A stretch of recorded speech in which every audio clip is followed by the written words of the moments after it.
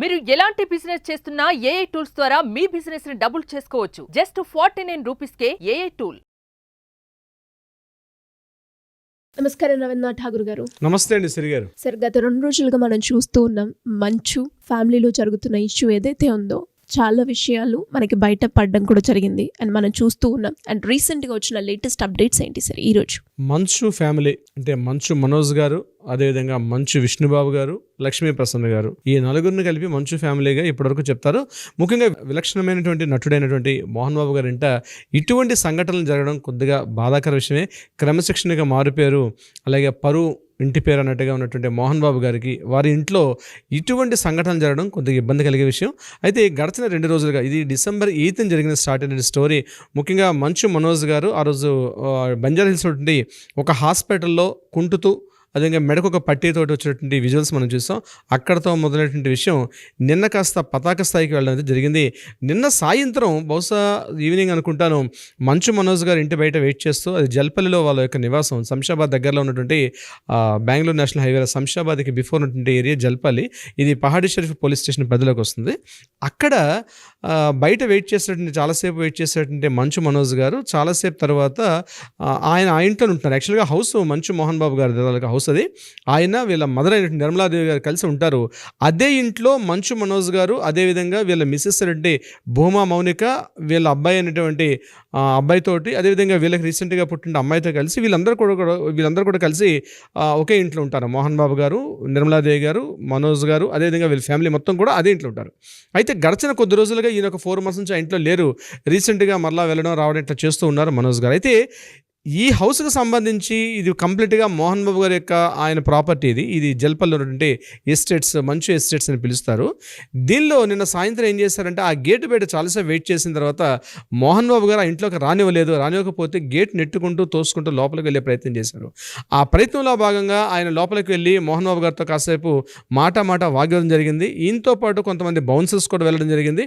Bouncers వెళ్ళిన తర్వాత వాళ్ళకి వీళ్ళకి మధ్య అక్కడ కొంత ఘర్షణాత్మకమైనటువంటి ఒక వాతావరణం కూడా జరిగింది. తర్వాత కాసేపటికి ఈయన బయటకు వచ్చి తన షర్ట్ బటన్స్ అన్ని ఓపెన్ చేసినటువంటి మనోజ్ గారు బయటకు వచ్చి అక్కడ ఉన్నటువంటి మీడియా ప్రతినిధులతో ఆ గేటు ముందు మాట్లాడుతుంటే మోహన్ బాబు గారు దురుసుగా లోపల నుంచి బయటకు వచ్చి, ఇది నా కుటుంబ విషయం, ఇక్కడ మీకు మీడియా వాళ్ళకి ఇంకేం పని లేదా, ఇక్కడ నా కుటుంబ విషయాన్ని మీరు ఎందుకు మాట్లాడుతుందని చెప్తూ అక్కడ ఉన్నటువంటి మీడియా ప్రతినిధుల యొక్క మైక్ లాక్కుంటూ వాళ్ళ మీద దురుసుగా ప్రవర్తించేటువంటి కొన్ని విజువల్స్ కూడా మనం చూడడం జరిగింది నిన్న న్యూస్లో.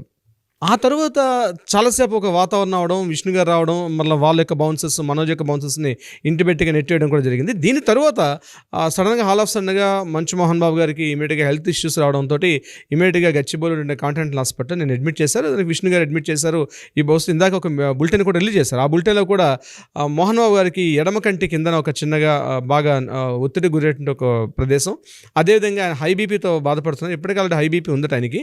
సో ఇందాక వాళ్ళు ప్రెస్ రిలీజ్ చేసిన హెల్త్ బులెటిన్ లో కూడా 200 పైన బీపీ ఉంది. ఇంకా ఆయన సో కంపల్సరీ ఈ హాస్పిటల్లో 2 days ఉండాలని చెప్తూ నిన్న హెల్త్ బులెటిన్ కూడా రిలీజ్ చేయడం జరిగింది. అయితే ఈ సంఘటన జరిగిన తర్వాత మీడియా ప్రతినిధుల మీద ఎప్పుడైతే ఈ డిస్కషన్ చేసుకున్నారో ఇమీడియట్గా పోలీసు వాళ్ళకు కూడా ఈ సంఘటనకు ముందు ఏం చేశారంటే, అటు మంచు మనోజ్ గారి పైన మోహన్ బాబు గారి పైన మంచు మనోజ్ ఇద్దరు కూడా ఒకరిపైన ఒకరు పోలీస్ స్టేషన్లో కంప్లైంట్ ఇచ్చుకోవడం జరిగింది. డైరెక్ట్గా రాచకొండ సిపి అయినటువంటి సుధీర్ బాబు గారికి ఈయన డైరెక్ట్గా ఒక లేఖ రాశారు, ఒక సుదీర్ఘ లేఖ రాశారు.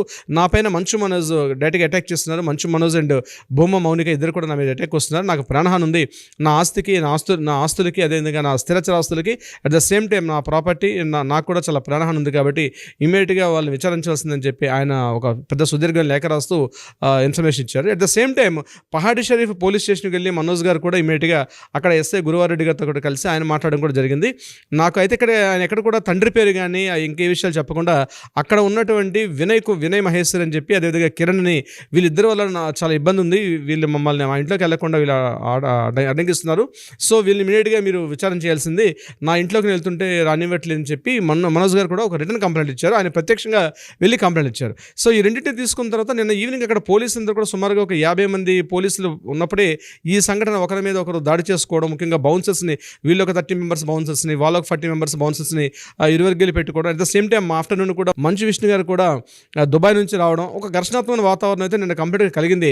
ఇమీడియట్గా పోలీసులు ఏం చేశారంటే ఎప్పుడైతే ఈ డిస్కషన్ ముఖ్యంగా మీడియా మీద ఎప్పుడైతే దాడి చేశారో ఇమీడియట్గా వీళ్ళ యొక్క గన్స్ను కూడా నిన్న రికవర్ చేసుకున్నారు.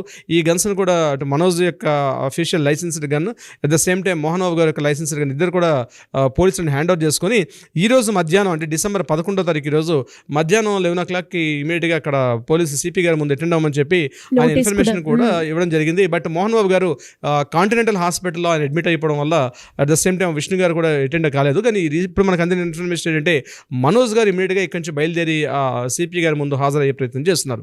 ఇది యాక్చువల్గా జరిగిన సంఘటనగా మనం చెప్పుకుంటే ఈ సంఘటన యొక్క డీటెయిల్స్ అన్ని చూస్తే ప్రాపర్టీ అంతా కూడా మోహన్ బాబు గారి చేతిలో ఉంది. ఆ ఇంట్లో ఆయన ఉంటున్నారు.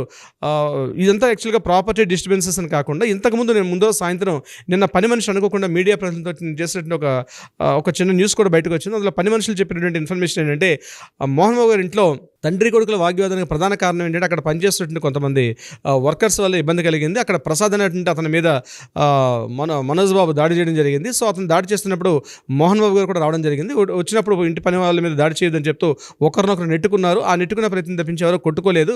సో ఈ డిస్కషన్ చిరికి గాలి వల్లగా అది పాత వాళ్ళ మధ్య ఉన్న కక్షలు కూడా బయటకు వచ్చాయి అని చెప్తూ ఆ పని మనిషి చెప్పడం కూడా జరిగింది. అయితే ఇంట్రెస్టింగ్ న్యూస్ ఏంటంటే ఎప్పుడైతే ఈ న్యూస్ వచ్చిందో ఇమీడియట్గా పని మనిషిని కూడా ముఖ్యంగా వాళ్ళ ఇంట్లో పని మనుషులు కూడా మొబైల్స్ అన్ని కూడా క్యాప్చర్ చేసుకుంటారు. ఎవరైతే మాట్లాడారో ఆమె యొక్క మొబైల్ క్యాప్చర్ చేసుకోకుండా మాట్లాడడం జరిగింది. అయితే నిన్న సాయంత్రం ఆవిడ కూడా ఆత్మహత్యాయత్నం చేసినట్టుగా కూడా మనకి న్యూస్ అందింది. ఆ పని మనిషి కూడా అట్లా ఎప్పుడైతే ఇన్ఫర్మేషన్ లీక్ చేసిన ఉద్దేశంతో కూడా చేయడం జరిగింది. ఏదేమైనప్పటికీ కూడా ఇదంతా కూడా ఫ్యామిలీ ఇష్యూస్గా ఉన్నటువంటి విషయం అనేది పూర్తిగా బయటికి రావడం. ముఖ్యంగా ఈయన నాట్ ఓన్లీ సినిమా రంగంలో విలక్షణంగా నటుడిగా ఉన్నటువంటి మోహన్ బాబు గారు ఒక డిసిప్లిన్, క్రమశిక్షణ కానీ ఒక ధైర్యాన్ని కానీ ఒక అంకిత భావన కానీ పూర్తిగా పేరున్నటువంటి మోహన్ బాబు గారు కేవలం నాట్ ఓన్లీ ఒక మూవీస్ ఇండస్ట్రీస్గా కాకుండా ఒక ప్రొడ్యూసర్గా, హీరోగా, ఒక నటుడిగా, ఒక కమెడియన్గా అనేక రకాల పాత్రలు పోషించి రాజ్యసభ సభ్యుడిగా కూడా పొలిటికల్గా కూడా ఈయన రావడం జరిగింది. ముఖ్యంగా వీళ్ళు ఏదైతే ఈ డిస్కషన్కి మెయిన్ కారణం ఏదని బయట ఊహాగానాలు ఏంటంటే ఏదైతే శ్రీ విద్యా నికేతన సంబంధించిన విద్యా సంస్థలు ఏవైతే ఉన్నాయో ఆ విద్యా సంస్థలకు సంబంధించి అందులో 9 మంది డైరెక్టర్లు ఉన్నారు. ఆ 9 మంది డైరెక్టర్లో మోహన్ బాబు గారు ఒక డైరెక్టర్గా, అట్ ద సేమ్ టైం రెండో డైరెక్టర్గా విష్ణు గారు ఉండడం. బట్ ఈయనకి ఎటువంటి ఆస్తి విషయాల్లో మాత్రం ఈయనకి ఎక్కడ ఇవ్వలేదని కొంత ప్రోపగాండా అయితే నడుస్తుంది. చాలా 9 కంపెనీల్లో విష్ణు గారు డైరెక్టర్షిప్ ఉండడం, కేవలం 3 కంపెనీల్లో మాత్రమే మనోజ్ గారు డైరెక్టర్ ఉండడం వల్ల ముఖ్యంగా ఆదాయ వనరు, ప్రధాన ఆదాయ వనరు ఏదైతే ఉందో ఆదాయ వనరు మార్గం కూడా శ్రీ విద్యా నికేతన స్కూల్లో మాత్రము మనోజ్ గారికి ఎటువంటి అందులో డైరెక్టర్షిప్ కానీ లేకపోతే ఎటువంటి భాగస్వామ్యం లేకపోవడం వల్ల ముఖ్యంగా తన యొక్క దానికి సంబంధించి ఇప్పుడు కూడా కుటుంబంలో డిస్కషన్ జరుగుతున్నట్టుగా తెలుస్తుంది. అయితే దీనికి సంబంధించి గతంలో 2023లో ఒకసారి జరిగింది. ముఖ్యంగా శ్రీ విద్యా నికేతన్ స్కూల్లో ముఖ్యంగా ఏదైతే ఫీజెస్ అన్ని కలెక్ట్ చేస్తారో ఆ ఫీజెస్ సంబంధించి ఎక్కువగా కలెక్ట్ చేస్తారని చెప్పి కొంత డిస్కషన్ అయినప్పుడు దాని మీద మోహన్ బాబు గారు అదేవిధంగా విష్ణు గారు ఖండించినప్పుడు అట్ ద సేమ్ టైం ఆ విద్యా నికేతన్ స్కూల్కి ఎటువంటి సంబంధం లేకుండా మంచు మనోజ్ గారు కాలేజీలో చాలా అవకతవకలు జరుగుతున్నాయి, కొన్ని ఆర్థిక అవకతవకలు జరిగాయి కాబట్టి దీని మీద ఎంక్వైరీ చేస్తే బాగుంటుందని చెప్పి ప్రెస్ మీడియాలో ఆయన మాట్లాడడం కూడా జరిగింది. దీనికి సంబంధించి నీకు సంబంధించిన విషయంలో నువ్వు ఎందుకు ఇంటర్ఫేర్ అవుతుందని చెప్పి ఆ సందర్భంలోనే ఒక గొడవ కూడా జరిగింది. అదేవిధంగా 2023లో మంచు విష్ణు గారు అదేవిధంగా మంచు మనోజ్ ఇద్దరు కూడా విజులు కూడా బయటకు వచ్చింది. దాని తర్వాత ఇదంతా జస్ట్ ఒక రియాలిటీ షోగా మేము చేసాను తప్పించి ఇది కాదని చెప్పి వాళ్ళు ఆ రోజు ఖండించడం కూడా జరిగింది. ఏదేమైనప్పుడు కూడా ఏదైతే గడిచిన 5-6 సంవత్సరాలుగా ఉన్నటువంటి ఇష్యూస్ ఏదైతే ఉన్నాయో ఈరోజు చిలికి గాలి వెనక కంప్లీట్గా బయటకు రావడం అనేది కొంతవరకు ఇబ్బంది కలిగే పరిస్థితి మంచు ఫ్యామిలీలో. అయితే ఇవి యాక్చువల్గా సంఘటన జరిగినప్పుడు ఇలాంటి విషయం జరిగినప్పుడు కూడా 4 to 5 years బ్యాకే పూర్తిగా మోహన్ బాబు గారు తనకి ఏదైతే స్వార్జితంగా ఉన్నటువంటి ప్రాపర్టీ, తన కష్టార్జిత ప్రాపర్టీ ఏదైతే ఉందో ఎవరు భాగస్వామ్యాలు వాళ్ళకి పనిచేశారు. జూబ్లీస్లో ఉన్న హౌస్ పూర్తిగా లక్ష్మీప్రసన్న గారికి, ఒక జూబ్లీసే కాకుండా ఆయా ప్రాంతంలో కొన్ని హౌస్లన్నీ కూడా లక్ష్మీప్రసన్న గారికి ఇవ్వడం. ఈ ఫామ్ హౌస్ ఏదైతే ఉన్నారో ఇప్పుడు జల్పల్లి లాంటి ఏరియాలో ఉన్నటువంటి ఏదైతే ఈ ఫామ్ హౌస్ అన్ని కూడా పూర్తిగా మంచు మనోజ్ గారికి ఇవ్వడం.